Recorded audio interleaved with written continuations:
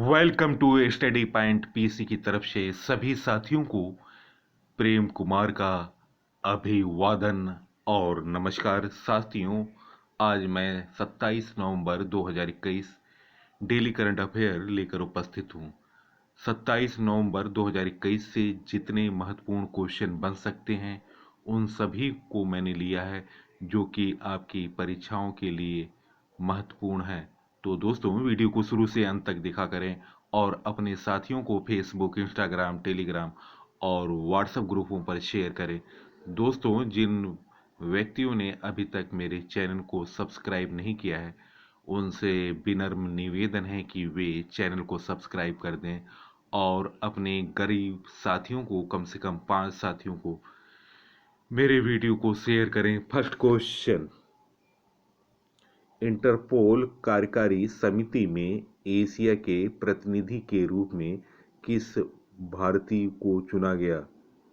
निम्न ऑप्शन में option C Praveen Sinha इस प्रश्न का सही उत्तर है। दोस्तों, सीबीआई के विशेष निदेशक प्रवीण सिन्हा इंटरपोल कार्यकारी समिति में एशिया के प्रतिनिधि के रूप में चुने गए। इंटरपोल शीर्ष समिति के 2 पद के लिए इस्तांबुल में गुरुवार 89वीं इंटरपोल महासभा के दौरान चुनाव हुए। सिन्हा ने चीन, सिंगापुर, कोरिया और जॉर्डन के उम्मीदवारों को पीछे छोड़कर यह उपलब्धि हासिल की। नेक्स्ट क्वेश्चन, किस भारतीय बैडमिंटन खिलाड़ी ने वर्ल्ड टूर फाइनल के लिए क्वालिफाई कर लिया? दोस्तों, निम्न ऑप्शनों में ऑप्शन सी लक्ष्य सेन इस प्रश्न का सही उत्तर है। भारतीय बैडमिंटन खिलाड़ी लक्ष्य सेन ने वर्ल्ड टूर फाइनल के लिए क्वालिफाई कर लिया। 20 साल के लक्ष्य बैडमिंटन ईयर अंडर टूर्नामेंट के लिए क्वालिफाई करने वाले सबसे युवा भारतीय बन गए। लक्ष्य वर्तमान में वर्ल्ड टूर रैंकिंग में 5वें स्थान पर हैं। नेक्स्ट क्वेश्चन, T20 इंटरनेशनल में किन देशों के मैच सबसे ज्यादा देखा गया? दोस्तों, निम्न ऑप्शनों में ऑप्शन डी भारत और पाकिस्तान। दोस्तों, टी वर्ल्ड कप में भारत पाकिस्तान का मुकाबला T20 इंटरनेशनल में सबसे ज़्यादा देखा जाने वाला मैच बन गया।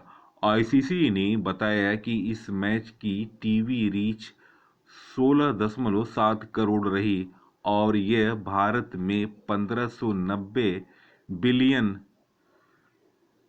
मिनट देखा गया। दोस्तों, इससे पहले 2016 T20 वर्ल्ड कप में भारत और वेस्टइंडीज का मुकाबला सबसे ज़्यादा देखा गया था। नेक्स्ट क्वेश्चन, 2022 में होने वाली प्राइम वॉलीबॉल लीग में कितना टीम हिस्सा लेगी? दोस्तों, निम्न ऑप्शनों में ऑप्शन डी इस प्रश्न का सही उत्तर है। दोस्तों,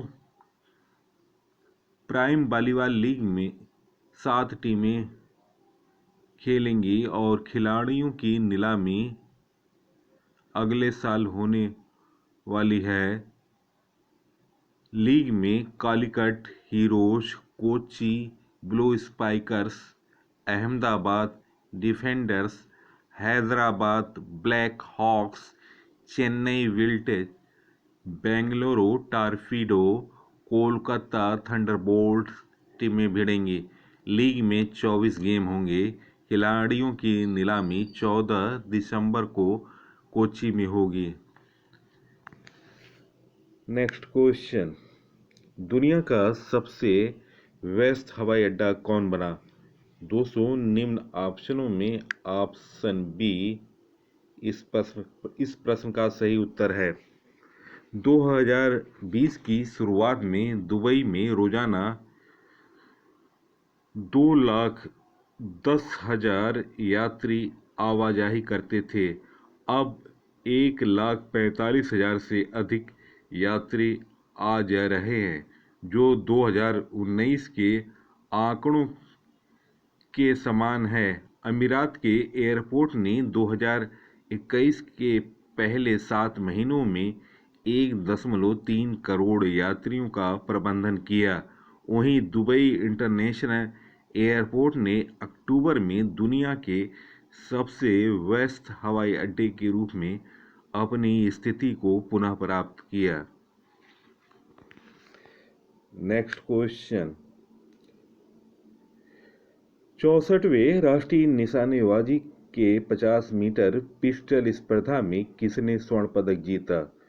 दोस्तों, निम्न ऑप्शनों में ऑप्शन डी सौरभ चौधरी इस प्रश्न का सही उत्तर है। पहली बार 50 मीटर पिस्टल स्पर्धा में भाग ले रहे ओलंपियन सौरभ चौधरी ने गुरुवार को 64वीं राष्ट्रीय निशानेबाजी में स्वर्ण पदक जीता। सौरभ ने कुल 564 का स्कोर किया। सौरभ चौधरी का पदक 6 दिसंबर तक चैंपियनशिप में दिन का दूसरा स्वर्ण पदक रहा। दूसरा पदक था दुनिया का पूर्व नंबर 1 निशानेबाजों का सामना फ्री पिस्टल में हुआ और सेना के रविंदर सिंह ने रजत और प्रदीप कुमार ने कांस्य पदक जीता। भारतीय रिकॉर्डधारी जीतू राय 13वें स्थान पर रहे। नेक्स्ट क्वेश्चन, इंटरपोल इस्तांबुल में हुई वार्षिक आम सभा में दिनांक 25/11/2021 को किसको अध्यक्ष चुना है? दोस्तों, निम्न ऑप्शनों में ऑप्शन सी इस प्रश्न का सही उत्तर है। मेजर जनरल अहमद नसीर अल राइसी। दोस्तों, इंटरपोल ने इस्तांबुल में हुई वार्षिक आम सभा में गुरुवार को संयुक्त अरब अमीरात में विवादित अधिकारी को अपना यूएई के विवादित अधिकारी को अपना अध्यक्ष चुना। इंटरपोल ने यूएई के गृह मंत्रालय में महानिरीक्षक मेजर जनरल अहमद नसीर अल राइसी को 4 साल के लिए अध्यक्ष चुना है। नेक्स्ट क्वेश्चन, किस देश के वैज्ञानिकों द्वारा सियान 11 उपग्रह को कुआईजो 1A रॉकेट द्वारा लॉन्च किया? दोस्तों, निम्न ऑप्शनों में ऑप्शन डी चीन इस प्रश्न का सही उत्तर है। चीन ने गुरुवार की सुबह जिउक्वान सैटेलाइट लॉन्च सेंटर से एक नया उपग्रह अंतरिक्ष में भेजा। रिपोर्ट के अनुसार चीन के वैज्ञानिकों द्वारा सियान 11 उपग्रह को सुबह 7:41 बजे कुआईजो 1A वाहक रॉकेट द्वारा लॉन्च किया और इसने नियोजित कक्षा में प्रवेश किया।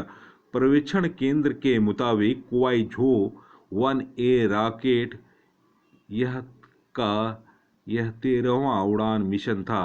वहीं चाइना ग्लोबल टीवी नेटवर्क खबर के अनुसार चाइना द्वारा लॉन्च किए गए इस उपग्रह के माध्यम से अपनी पूर्व निर्धारित कक्षा में प्रवेश कर लिया। दरअसल इस उपग्रह का निर्माण सियान 11 के निर्माण परीक्षण के लिए किया गया था। दोस्तों, चीन के बारे में जानते हैं।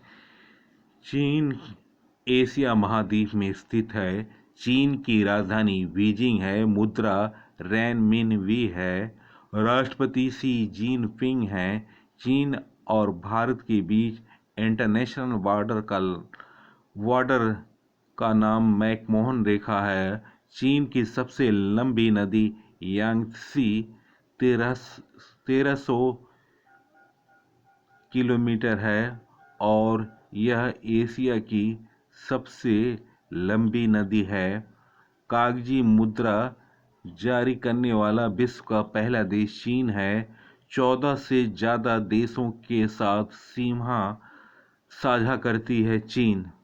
नेक्स्ट क्वेश्चन, हाल में किस देश में पुरातत्व विधियों को 2100 साल पुराना किला मिला। दोस्तों, निम्न ऑप्शनों में ऑप्शन डी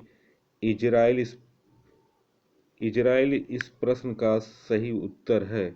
दोस्तों, इजराइल में पुरातत्वविदों को यूनानी काल का एक किला मिला जो करीब 2100 साल पुराना है। इस किले में हथियार, लकड़ी के जले हुए बीम और दर्जनों सिक्के भी मिले हैं। माना जा रहा है कि ईसा पूर्व 112 में यह मारेशा के नज़दीक हसमोनेस और सेलूसिडी के बीच हुई जंग का यह एक मजबूत सबूत है। दोस्तों, उस समय मनीषा लाचिस इलाके में सबसे बड़ा यूनानी शहर था। यह यूनानी किला 49 फुट चौड़ा और 49 फुट लंबा है। दोस्तों, इजराइल के बारे में जानते हैं। इजराइल एशिया महाद्वीप में स्थित है। राजधानी जेरूसलम है। मुद्रा शेकेल है। प्रधानमंत्री नफ्ताली बेनेट हैं। राष्ट्रपति इसाक हरजोग है। संसद नेशेड है। सबसे लंबी नदी इजराइल की जॉर्डन नदी है। सबसे लंबी पर्वत श्रृंखला माउंट हेरमान है। सर्वाधिक यहूदी इजराइल में रहते हैं। नेक्स्ट क्वेश्चन, देश का सबसे लंबा फ्लाईओवर कहाँ बन रहा है? दोस्तों, देश का सबसे लंबा फ्लाईओवर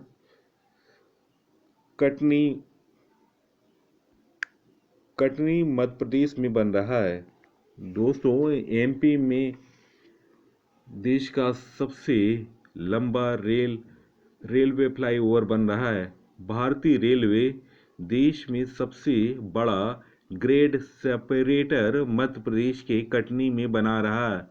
करीब 35 किलोमीटर लंबा ग्रेड सेपरेटर कटनी वीना खंड पर ट्रेनों की रफ्तार भी बढ़ाएगा और उनका समय भी बचाएगा। इसे तकनीकी भाषा में उड़ता जंक्शन भी कहते हैं। यह देश का सबसे लंबा ओवरब्रिज है। जब यह आरओबी बनकर तैयार हो जाएगा तो ट्रेन उसके ऊपर से गुजरेगी। इस ग्रेड स्प्रेटर के बन जाने से कटनी को जाम से मुक्ति मिलेगी। पश्चिमी मध्य रेल द्वारा इंफ्रास्ट्रक्चर प्रोजेक्ट में जबरदस्त रफ्तार से विस्तार किया जा रहा है। यह प्रोजेक्ट वर्ष 2016 में स्वीकृत हुआ। इसमें उच्च गुणवत्ता वाले मटेरियल एवं तकनीक के साथ हैवी मशीनरी का उपयोग किया जा रहा है। इसके तहत 2.6 lakh QM concrete, 37,000 metric tonne structural steel का उपयोग किया जा रहा है। यह देश का सबसे बड़ा ग्रेट स्परेटर होगा। इस परियोजना की कुल निर्माण कार्य लागत 1247.64 करोड़ रुपया है। इस निर्माण का कार्य का 25% कार्य पूर्ण हो चुका है। यह प्रोजेक्ट दिसंबर 2023 तक पूर्ण करने का लक्ष्य रखा गया। इसे ग्रेड स्प्रेटर के बन जाने से वीना कटनी के रेलखंड में ट्रेनों की मालगाड़ियों की स्पीड बढ़ेगी। इस परियोजना के पूर्ण होने से कटनी बिलासपुर सिंगरौली के लिए अतिरिक्त रेल लाइन का सीधा संपर्क जुड़ जाएगा। इससे कटनी, वीना, सिंगरौली और छत्तीसगढ़ के बिलासपुर को जबरदस्त फायदा होगा। नेक्स्ट क्वेश्चन, धरती को एस्टेरॉयड के हमले से बचाने के लिए दुनिया का पहला डार्ट मिशन को किसने लॉन्च किया? दोस्तों, निम्न ऑप्शनों में ऑप्शन बी इस प्रश्न का सही उत्तर है। दोस्तों, धरती को एस्टेरॉयड क्षुद्र ग्रहों के हमले से बचाने के लिए नासा ने डार्ट मिशन का लॉन्च कर दिया। इस मिशन का उद्देश्य अंतरिक्ष में चक्कर लगा रहे एस्टेरॉयड की दिशा का पता करना है। डार्ट मिशन की लॉन्चिंग स्पेसक्राफ्ट के माध्यम से की गई। इस स्पेसक्राफ्ट का फाल्कन रॉकेट के माध्यम से अंतरिक्ष में भेजा गया, जहां वह एस्टेरॉयड से टकराएगा। इसके बाद देखना यह होगा कि एस्टेरॉयड की दिशा में बदलाव हुआ कि नहीं। स्पेसएक्स ने इस रॉकेट को कैलिफोर्निया स्थित वांडनबर्ग स्पेस फोर्स बेस से रवाना किया। दोस्तों, उल्कापिंड क्या होते हैं? दोस्तों, हर साल हजारों उल्कापिंड धरती के वातावरण में आते हैं, लेकिन टकराने से पहले बिखर जाते हैं। दोस्तों, 1908 में साइबेरिया में गिरे 40 मीटर के उल्कापिंड ने लंदन शहर के बराबर जंगल तबाह कर दिया था। अब तक 10 लाख से ज़्यादा उल्कापिंड का पता चला। करीब 27,000 धरती से सूरज जितने दूर हैं। 20 मंजिला बिल्डिंग जितना बड़ा उल्कापिंड एक छोटे देश को पूरी तरह से तबाह कर सकता है। दोस्तों, डार्ट स्पेस क्राफ्ट के बारे में जानते हैं। यह 6.2 फीट लंबी है। इसका वजन 610 किलोग्राम वजन है।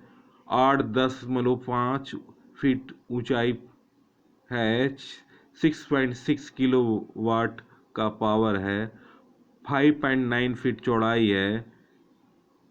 और लॉन्च व्हीकल हुआ फाल्कन 9 से 1 साल मिशन ड्यूरेशन है इसका। दोस्तों, नासा के बारे में जानते हैं। नासा अमेरिका की एजेंसी है। स्थापना 29 जुलाई 1958 में हुआ। मुख्यालय वाशिंगटन डीसी। अध्यक्ष हैं विल नेल्सन। मोटो है for the benefit of all. Next question, किस राज्य के थलूमा कंबल को जीआई टैग मिला? दोस्तों, निम्न ऑप्शनों में ऑप्शन सी इस प्रश्न का सही उत्तर है, उत्तराखंड। दोस्तों, यह पारंपरिक कंबल अपनी बेहतरीन गुणवत्ता के लिए जाना जाता है, जिसे मुख्य रूप से भूटिया समुदाय की महिला बुनकरों द्वारा विशेष रूप से बनाया जाता है। दोस्तों, जीआई टैग का मतलब जियोग्राफिकल इंडिकेशन। जीआई टैग किसी भी उत्पादन के लिए एक प्रतीक चिन्ह के समान होता है। यह उत्पाद की विशिष्ट भौगोलिक उत्पत्ति, विशेष गुणवत्ता और पहचान के आधार पर दिया जाता है।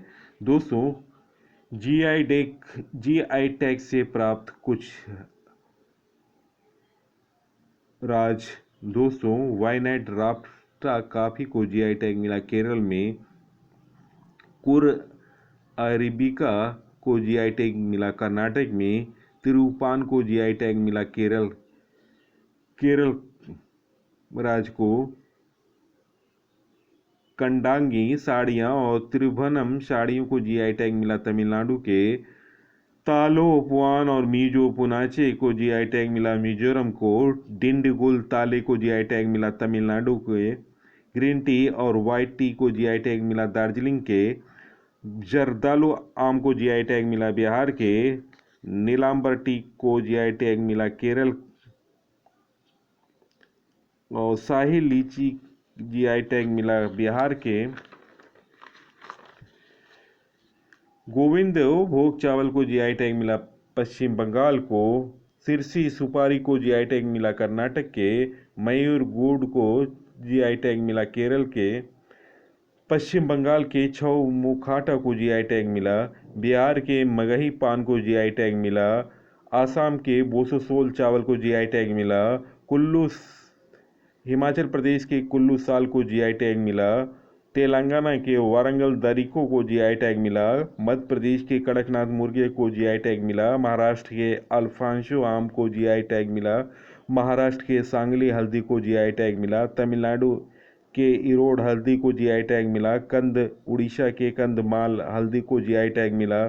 गोवा के खोलची मिर्च को जीआई टैग मिला। गोवा के ही हरमल मिर्च और मोएरा केला मिंदोली को जीआई टैग मिला। सिक्किम के उल्लू उल्ले कुराशिन मिर्च को जीआई टैग मिला। झारखंड के कोहबर एवं सोहराई चित्रकला को जीआई टैग मिला। मणिपुर के काले चावल चक्रहाऊ को जीआई टैग मिला। तमिलनाडु के मुरुगन मंदिर के पंच मीथेरम प्रसाद को जीआई टैग मिला।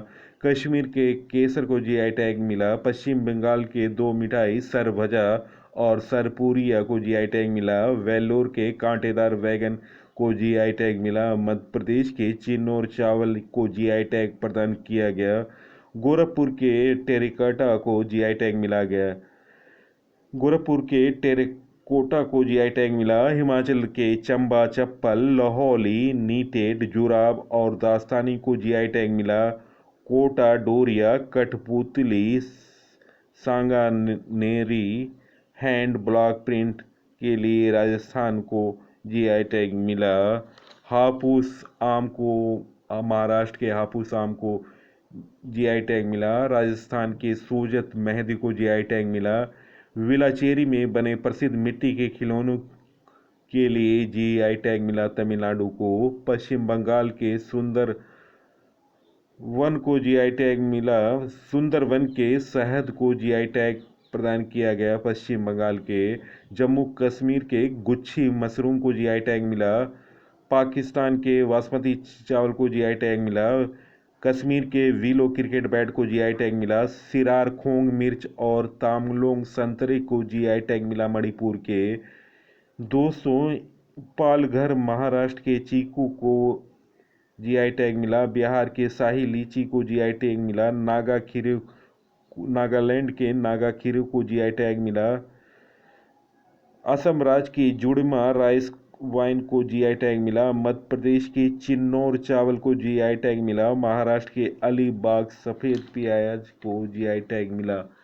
दोस्तों, उत्तराखंड के बारे में जानते हैं। उत्तराखंड की राजधानी देहरादून और गैंगसेरण है। गवर्नर हैं गुरमीत सिंह। मुख्य न्यायाधीश राघवेंद्र सिंह चौहान। मुख्यमंत्री पुष्कर सिंह धामी।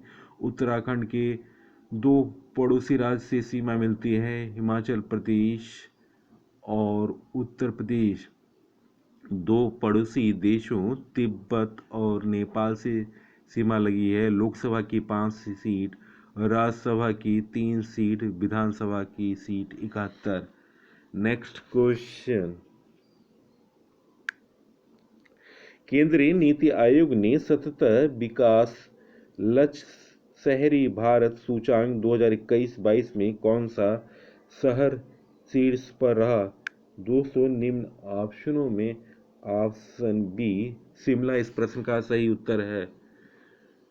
दोस्तों, केंद्रीय नीति आयोग के सतत लक्ष्य शहरी भारत सूचांक 2021-22 में शिमला शहर देश भर में शीर्ष स्थान पर रहा। इस सूचांक में सामाजिक, आर्थिक और पर्यावरणीय मापदंडों पर नीति आयोग ने 56 शहरों का मूल्यांकन किया था। शहरी क्षेत्र टॉप 10 में शिमला को 100 में 75.50 अंकों के साथ श्रेष्ठ स्थान मिला। पहली बार शहरी क्षेत्रों के लिए रैंकिंग घोषित की गई। टॉप 3 शहरों में पहला स्थान शिमला, दूसरा कोयम्बटूर, तीसरा चंडीगढ़। दोस्तों, सबसे आखिरी शहरों में धनबाद रहा। Next question. हाल में केंद्रीय स्वास्थ्य मंत्रालय की ओर से राष्ट्रीय स्वास्थ्य सर्वेक्षण के आंकड़ों के अनुसार अब भारत में प्रति 1000 पुरुषों पर कितनी महिलाएं हो गई? दोस्तों, निम्न ऑप्शनों में ऑप्शन डी 1020 इस प्रश्न का सही उत्तर है। दोस्तों, हाल में केंद्रीय स्वास्थ्य मंत्रालय की ओर से राष्ट्रीय परिवार और स्वास्थ्य सर्वेक्षण या NFH S5 फेज 2 के 5वें दौर का आंकड़ा जारी किया गया। नए आंकड़ों के मुताबिक भारत में अब प्रति 1000 पुरुषों पर 1020 महिलाएं हैं। इस 5वें सर्वेक्षण में बताया गया कि प्रजनन दर शहरी क्षेत्रों में 1.6% रहा और ग्रामीण भारत में 2.1 रहा। यह पहली बार हुआ कि किसी NFHS सर्वेक्षण या जनगणना के दौरान लिंगानुपात महिलाओं के पक्ष में रहा। साल 2005-06 में आयोजित NFHS 3 के मुताबिक यह अनुपात बराबर था, प्रति 1000 पुरुषों पर 1000 महिलाएं। लेकिन साल 2015-16 में आयोजित NFHS 4 में यह अनुपात घटकर 991 हो गया था। NFHS 5 का आयोजन 2019 में 2021 के बीच 2 चरणों में किया गया और इसमें देश के 707 जिलों को शामिल किया गया। चरण सेकंड में जिन राज्यों और केंद्र शासित प्रदेशों का सर्वेक्षण किया गया वे इस प्रकार हैं: अरुणाचल प्रदेश, चंडीगढ़, छत्तीसगढ़, हरियाणा, झारखंड, मध्य प्रदेश, दिल्ली, उड़ीसा, पांडुचेरी, पंजाब, राजस्थान, तमिलनाडु, उत्तर प्रदेश और उत्तराखंड। 22 राज्यों और केंद्र शासित प्रदेशों से संबंधित डेटा दिसंबर 2020 चरण फर्स्ट के तहत जारी किया गया था। जनगणना 2011 के लिंगानुपात संबंधित कुछ महत्वपूर्ण तथ्य। दोस्तों, सर्वाधिक और न्यूनतम लिंगानुपात वाले राज्य जनगणना 2011 के अनुसार केरल 1084 और हरियाणा में 889 था। सर्वाधिक और न्यूनतम लिंगानुपात 2011 की जनगणना के अनुसार केंद्र शासित प्रदेश क्रमशः पुदुचेरी 1037 और दमन और दीव 618। NFHS पूरे भारत के घरों के प्रतिनिधि नमूनों के तौर पर बड़े पैमाने पर आयोजित किया जाने वाला सर्वेक्षण है। भारत में पहला राष्ट्रीय परिवार स्वास्थ्य सर्वेक्षण NFHS 1 1992-93 में और दूसरा राष्ट्रीय परिवार स्वास्थ्य सर्वेक्षण 1998-99 में किया गया था।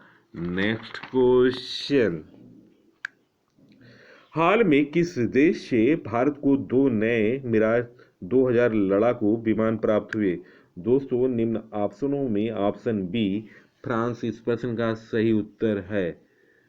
दोस्तों, मिराज फ्रांस स्थित डसॉल्ट एविएशन का multi role single engine fighter jet है। भारत चौथी पीढ़ी के लड़ाकू विमानों को अपने बेड़े में मजबूत करने के लिए डसॉल्ट एविएशन द्वारा बनाए गए इन सेकेंड हैंड मिराज 2000 लड़ाकू विमानों का अधिग्रहण कर रहा है।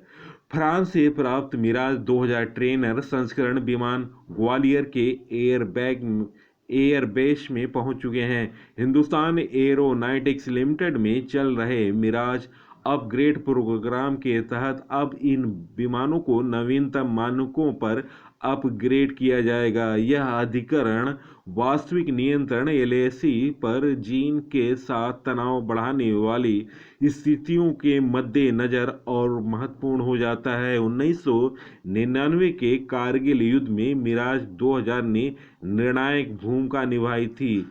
दोस्तों, इस विमान का वजन 7500 किलोग्राम है और इसका कुल टेक ऑफ वजन 17,000 किलोग्राम है। दोस्तों, यह सिंगल मास्टर इसमें इंजन लगा है जो इसे हल्का और सरल बनाता है। यह विमान 2.2 मैक 2336 किलोमीटर प्रति घंटा की अधिकतम गति प्राप्त कर सकता है। यह लेजर निर्देशित नम हवा में हवा और हवा से सतह पर मार गिरने वाले मिसाइलों को ले जाने में सक्षम है। दोस्तों, मिराज लड़ाकू के बारे में जानकारी। डसॉल्ट एविएशन द्वारा विकसित इस विमान ने अपनी पहली उड़ान 1978 में भरी और साल 1984 में इसे फ्रांसीसी वायुसेना में शामिल किया गया।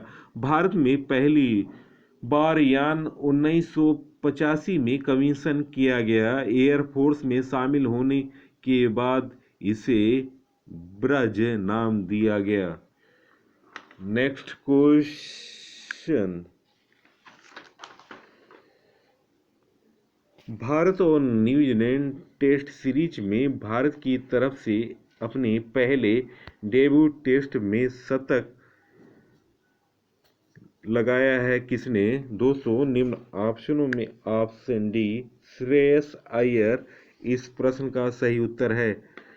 कानपुर के ग्रीन पार्क में न्यूजीलैंड के खिलाफ भारत के श्रेयस अय्यर ने अपने पहले टेस्ट मैच में शतक जमाया। वह डेब्यू टेस्ट में शतक जमाने वाले भारत के 16वें बल्लेबाज बन गए। दोस्तों, अपने शतक में उन्होंने 157 गेंदों का सामना किया। कानपुर में ऐसा करने वाले वे दूसरे बल्लेबाज बन गए जिन्होंने डेब्यू टेस्ट में शतक बनाया था। 1969 में गुंडप्पा विश्वनाथ ने यहां डेब्यू किया था और शतक बनाया था। अय्यर भारत के तीसरे बल्लेबाज हैं जिसने न्यूजीलैंड के खिलाफ डेब्यू करते हुए शतक जमाया। इससे पहले एजी कृपाल सिंह ने नवंबर 1955 में अपने डेब्यू टेस्ट में नाबाद 100 रन बनाए थे। यह मैच हैदराबाद में खेला गया। उसके बाद सुरेंद्र अमरनाथ, जो कि लाला अमरनाथ के लड़के हैं, ऑकलैंड के ईडन पार्क में जनवरी 1976 में डेब्यू करते हुए शतक जमाया था। अब अय्यर अपनी टेस्ट कैरियर के आगाज करते हुए इन्होंने डेब्यू शतक लगाया। दोस्तों, डेब्यू शतक लगाने वाले प्रमुख खिलाड़ियों में 16 खिलाड़ी हैं जो भारत की तरफ से शतक लगाए। लाला अमरनाथ ने 118 रन बनाए थे इंग्लैंड के खिलाफ 1933 में। दीपक शोधन ने 110 रन बनाए थे पाकिस्तान के खिलाफ 1952 में। एजी कृपाल सिंह ने 100 रन नॉट आउट बनाए थे न्यूजीलैंड के खिलाफ 1965 में।